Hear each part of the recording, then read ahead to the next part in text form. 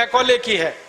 Macaulay ने जो पाठ्यक्रम तय किया वही हम पढ़ते हैं, और दुर्भाग्य से मैकॉले जो पाठ्यक्रम हमको दे गया वो इतना रद्दी और बेकार का है जो जिंदगी में कभी काम नहीं आता। हम पढ़ते हैं, रटते हैं, कक्षा में जाकर उल्टी करते हैं। कॉपी पे लिखना माने उल्टी करना। 100 में से 96 नंबर ले आते हैं। अब उसका शहद लगा के चाटें तो क्या निकलता है उसमें से?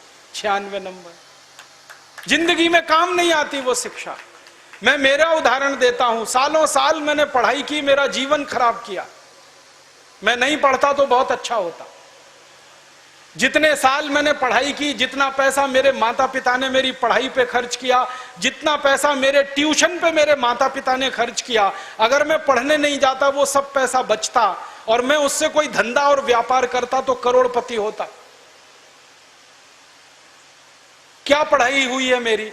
मैंने बचपन में पढ़ा x + y² = x² + 2xy + y², x - y² = x² - 2xy + y²। अब मेरे समझ में नहीं आता कि करूं क्या इसका मैं मेरी जिंदगी में।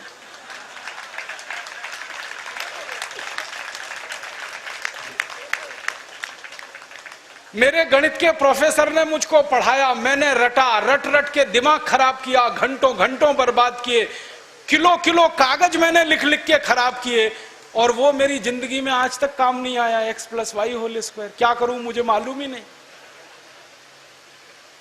मेरे गणित के प्रोफेसर को एक दिन मैंने कहा कि आपने मुझे ये क्यों पढ़ाया x + y², मेरी जिंदगी में तो काम नहीं आया। तो मेरे गणित के प्रोफेसर कहते हैं, यार काम तो मेरे भी नहीं आया, मुझको किसी ने पढ़ाया, मैंने तुमको पढ़ाया। ये भेड़िया धसान क्यों चला रहे हो इस देश में? जो काम नहीं आता वो क्यों पढ़ा रहे हो इस देश के बच्चों? बचपन में मुझे पढ़ाया गया अमेरिका का पहला राष्ट्रपति कौन, क्या करूं इसका? मान लीजिए मुझे मालूम है अमेरिका का पहला राष्ट्रपति जॉर्ज वॉशिंगटन, करूं क्या? मालूम है मुझे, क्या करूं इसका? मैं सब्जी खरीदने जाता हूं बाजार में, सब्जी वाले को कहता हूं देखो मुझको मालूम है अमेरिका का पहला राष्ट्रपति जॉर्ज वॉशिंगटन था, वो सब्जी देगा क्या मुझे? फालतू में रटा रटा के मेरा दिमाग खराब कर दिया। अमेरिका का पहला राष्ट्रपति कौन? और मुझे इतना दुख होता है, तकलीफ होती है कि कोई मुझे ये पूछना शुरू करे कि तुम्हारे परिवार का पहला राष्ट्रपति कौन? मुझे नहीं मालूम। मेरे परिवार के राष्ट्रपति से मतलब मेरे दादा, दादा के दादा, दादा के दादा, दादा, कहीं से हमारा कुल शुरू हुआ ना, तो मेरे कुल का पति माने मेरा पहला पिता, वो कौन? नहीं मालूम। और अमेरिका का पहला राष्ट्रपति मालूम है। और मुझे तो इतना दुख होता है कि अमेरिका का पहला ही राष्ट्रपति नहीं मालूम, 250 राष्ट्रपति मालूम है मुझे उनके, और मेरे कुल के 2.5 आदमी के नाम नहीं मालूम मुझे। मेरे पिताजी का नाम मालूम है, उनके पिताजी का, उसके आगे बढ़ता हूं तो सब ब्लैंक हो जाता है, याद ही नहीं मुझे। क्या करना है ऐसी शिक्षा से?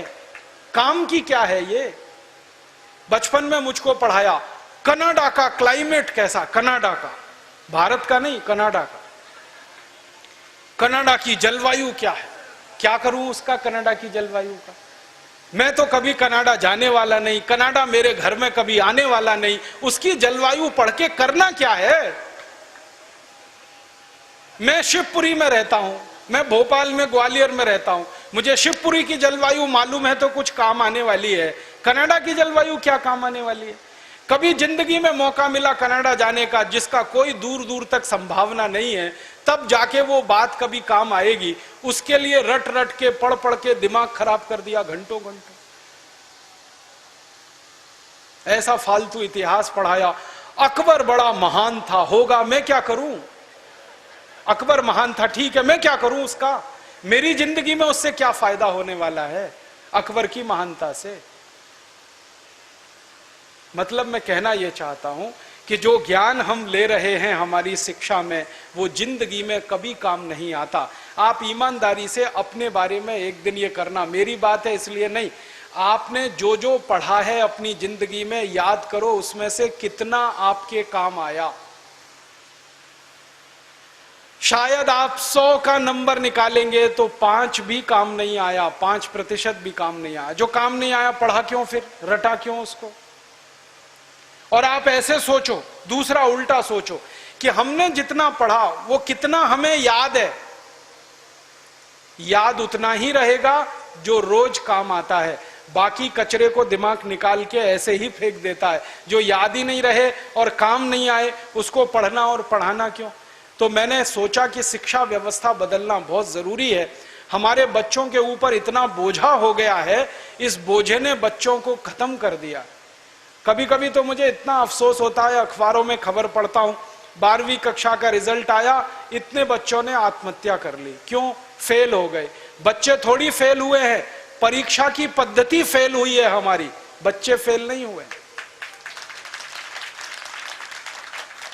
बच्चों के बारे में तो सारी दुनिया कहती है कि वो तो कच्ची मिट्टी के घड़े के जैसे हैं, जैसा आप शेप दोगे वैसे हो जाएंगे।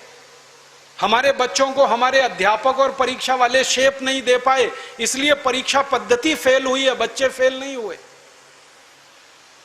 मुझे तो कई बार यह कहने के मन करता है कि बच्चों को फेल करने वाले अध्यापकों को फेल करना चाहिए, क्योंकि उन्होंने पढ़ाया नहीं ठीक से, समझाया नहीं बच्चों को ठीक से। और इस शिक्षा पद्धति में क्या भेड़िया धसान है। 100 में से 90 नंबर लाओ, 99 नंबर लाओ, 98 नंबर लाओ तो आप बहुत होशियार हैं, 33 नंबर लाओ, 30 नंबर लाओ तो आप बिल्कुल बेकार हैं। न्यूटन को तो जिंदगी में कभी भी 30 से ज्यादा नंबर आए नहीं, बेकार है न्यूटन, वो तो सारी दुनिया में पूजा जाता है। कभी फेल, हमेशा ही फेल हुआ, पास ही नहीं हुआ कभी न्यूटन। स्कूल वालों ने निकाल दिया उसको कि हर बार फेल हो जाता है, ये पढ़ने लायक नहीं है।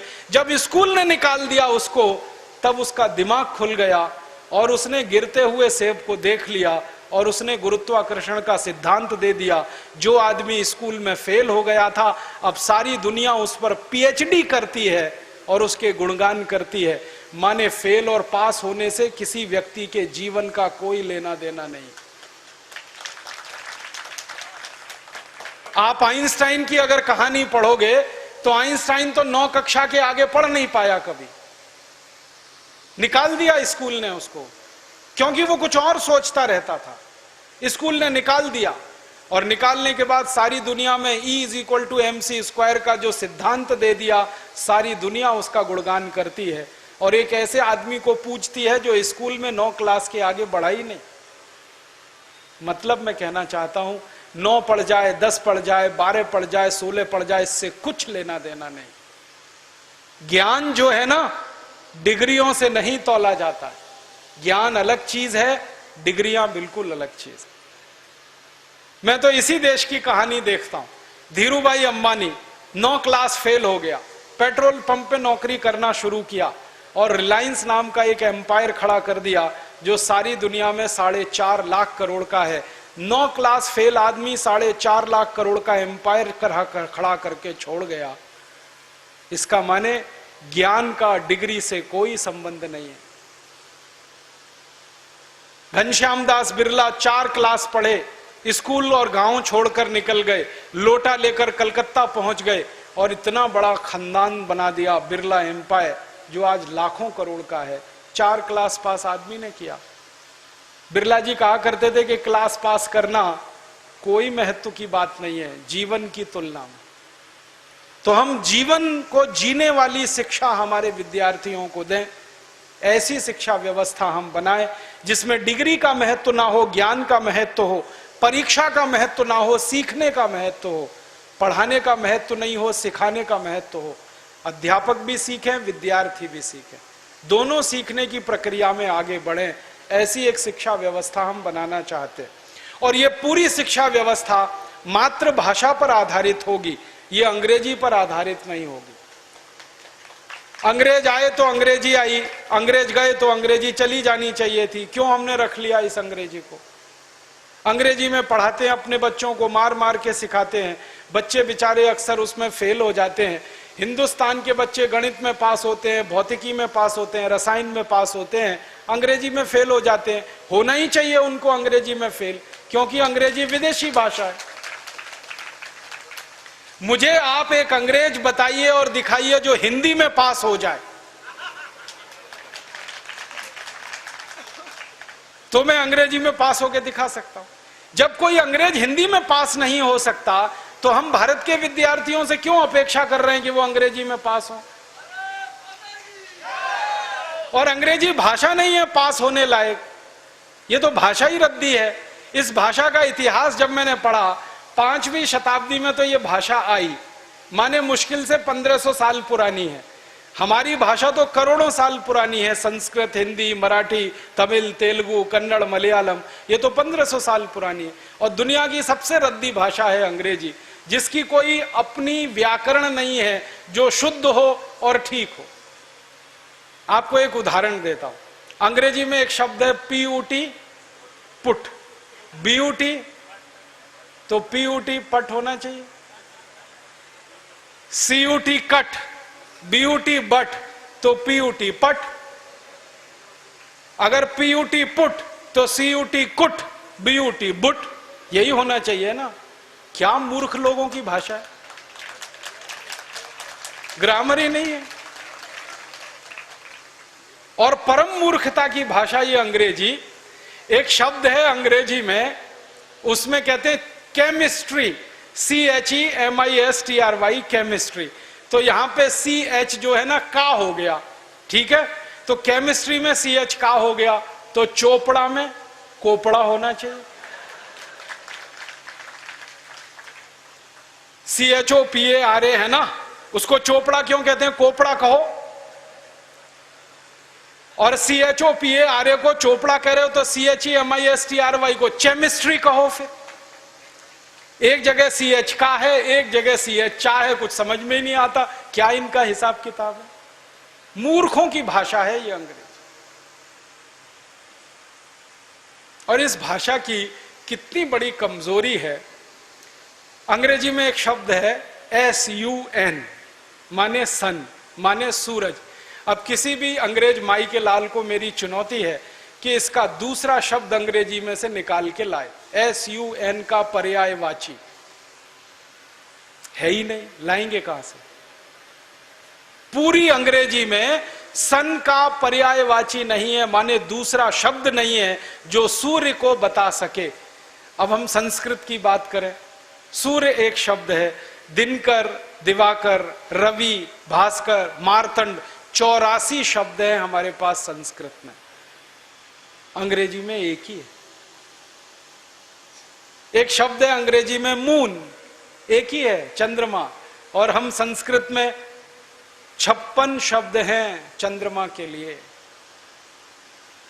अंग्रेजी का एक शब्द है वाटर, माने पानी, वो अकेला एक ही है। वो नदी का पानी हो या नाले का, कुएं का हो या तालाब का, सब पानी वाटर है। और यहां भारत में हर पानी के लिए अलग शब्द है। बारिश का पानी अलग, समुद्र का पानी अलग, नदी का पानी अलग, तालाब का अलग, सरोवर का अलग, नाले का पानी अलग, कीचड़ का पानी अलग, सब पानी के लिए अलग अलग शब्द है। अंग्रेजी में एक ही है, वाटर। बहुत गरीब भाषा है अंग्रेजी, शब्द ही नहीं है उनके पास। कितने गरीब हैं, चाचा भी अंकल, मामा भी अंकल, मौसा भी अंकल, फूफा भी अंकल, फूफा का फूफा भी अंकल, मौसा का मौसा भी अंकल, कोई शब्द ही नहीं है अंकल के अलावा।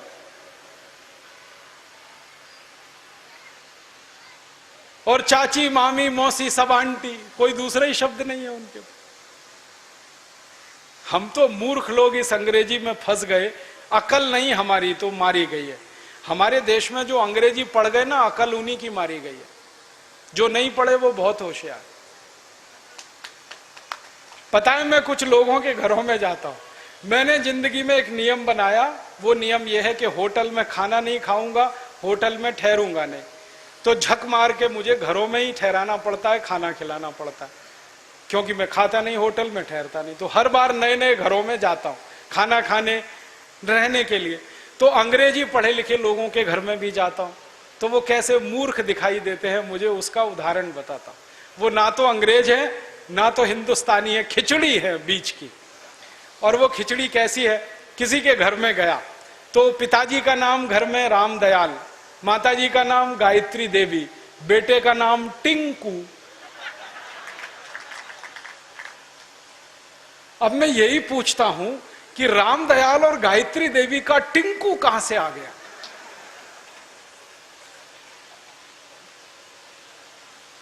फिर मैं उनको पूछता हूं आपको मालूम है टिंकू का अर्थ क्या है? उनको नहीं मालूम। नाम रख लिया बच्चे का टिंकू, अर्थ नहीं मालूम। ऐसे मूर्ख लोग, अर्थ मालूम नहीं, नाम रख लिया टिंकू टिंकू टिंकू। फिर डिक्शनरी खोल के दिखाता हूं उनको। अंग्रेजों की सबसे पुरानी डिक्शनरी है वेबस्टर डिक्शनरी। उसमें टिंकू का अर्थ है आवारा लड़का।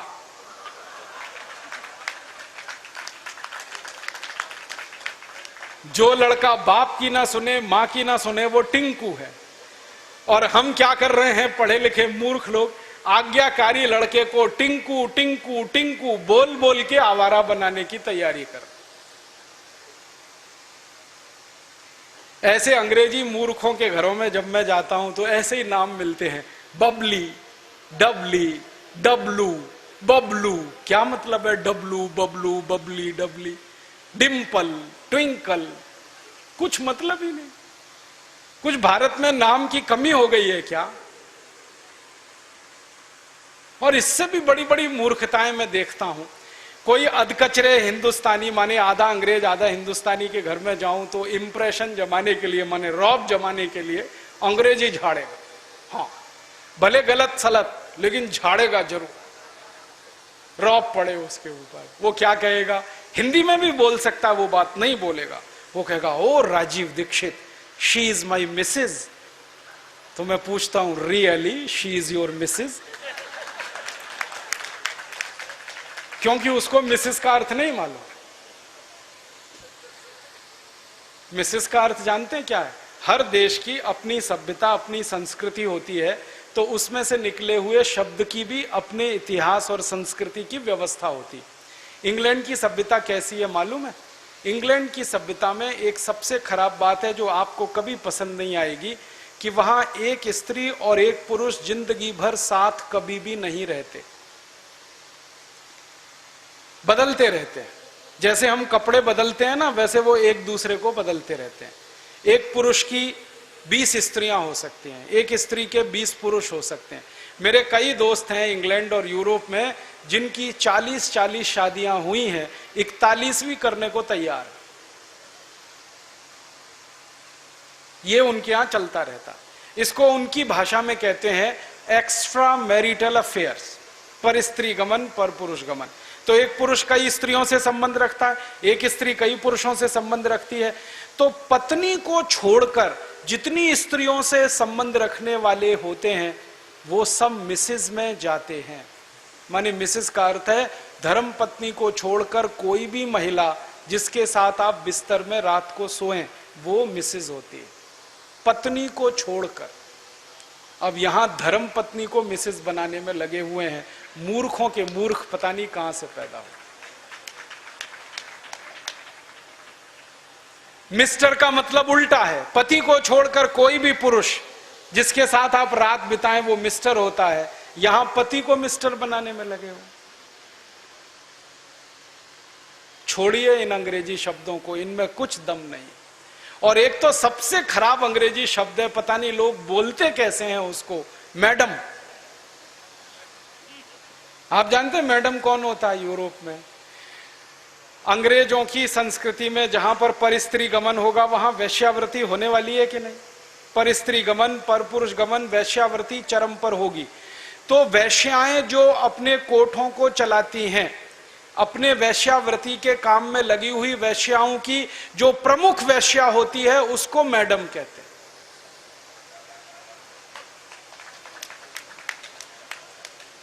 और यहां हिंदुस्तान में अपनी बहनों को मैडम कह देते हैं। ऐसे मूर्ख लोग मैंने इस देश में देखे हैं। अपनी धर्मपत्नी को मैडम कहने में शर्म नहीं आती, ओ मैडम इधर आओ। और वो धर्मपत्नी को भी शर्म नहीं आती मैडम कहलवाने में, वो भी कहती है मैडम कहो मुझको। जान तो लो कि मैडम होती कौन है, फिर कहलवाओ। अपने भारत में कितने सुंदर सुंदर शब्द हैं। श्रीमती, श्री माने लक्ष्मी, मति माने बुद्धि, बुद्धि माने सरस्वती, लक्ष्मी। तो जहां सरस्वती लक्ष्मी एक साथ निवास करे वो श्रीमती, उसको हमने मिसेस बना दिया। ये मूर्खाधिपति हमारे देश में अंग्रेजी पढ़े लिखे, इन्होंने बड़ा सत्यानाश किया, बेड़ा गर्क किया इस देश का। इस अंग्रेजी भाषा ने किया, फिर इन्होंने और ज्यादा किया। मेरा आपसे हाथ जोड़कर निवेदन है, इस अंग्रेजी भाषा में मत फंसिए, कुछ इसमें रखा नहीं है, दम नहीं है। कभी कभी तो मैं लोगों के घरों में जाता हूं, इतना गुस्सा आता है मुझे। कभी कभी अंग्रेजी पढ़े लिखे लोगों के घर में जाता हूं तो छोटे छोटे बच्चे होते हैं ना, उनको उनके माता पिता कहते हैं, देख बेटा अंकल आए हैं, जरा पोएम तो सुना। मैं कहता हूं भाई मैं अंकल नहीं हूं, मुझे या तो मामा बना लो या चाचा बना लो, दोनों में ही आपका फायदा है, मेरा भी फायदा है। मामा बनो तो भी फायदा, चाचा बनो तो भी फायदा, अंकल में तो कुछ रखा नहीं है। फिर उनके माता पिता को कहता हूं, ये आप इनको पोएम क्यों सुनवाते हैं, कविता सुनवाओ ना। तो उनको पोएम और कविता का अर्थ ही पता नहीं है, पोएम अलग है, कविता अलग है। अब वो बच्चे चालू हो जाते हैं टेप रिकॉर्डर की तरह से और पोएम सुनाते हैं मुझको, rain rain go away come again another day little baby wants to play. अब मैं बच्चे को पूछता हूं, तुमको मालूम है इसका अर्थ क्या है? नहीं मालूम। किसने सिखाया? मम्मा ने सिखाया। मम्मा को पूछा, आपको अर्थ मालूम है रेन रेन गो अवे? नहीं मालूम। किसने बताया? टीचर ने बताया। टीचर को पूछो, उनको भी अर्थ नहीं मालूम। तो रटाया क्यों फिर बच्चे को? अर्थ ही नहीं पता। फिर बच्चों को मैं बताता हूं, देखो इसका अर्थ यह है, बारिश बारिश तुम चली जाओ, मत आओ क्योंकि मुझे खेलना है। माने छोटे बच्चे को खेलना है, इसलिए वो बारिश को कह रहा है, बारिश बारिश तुम चली जाओ, यहां मत आओ क्योंकि मुझे खेलना है। अब ये बच्चे कविता गा रहे हैं, बारिश बारिश तुम चली जाओ, यहां मत आओ, मुझे खेलना है, और ये ईश्वर से प्रार्थना के रूप में कविता है। करोड़ों बच्चों ने ये कविता गाई और ईश्वर ने सुन ली तो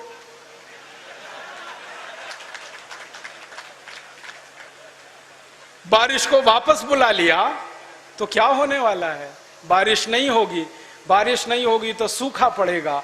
सूखा पड़ेगा तो आप भी भूखे मरेंगे, मैं भी मरूंगा, किसान भी मरेंगे। इतनी अकल नहीं है हमको, ये रेन रेन गो अवे कितनी खतरनाक चीज है।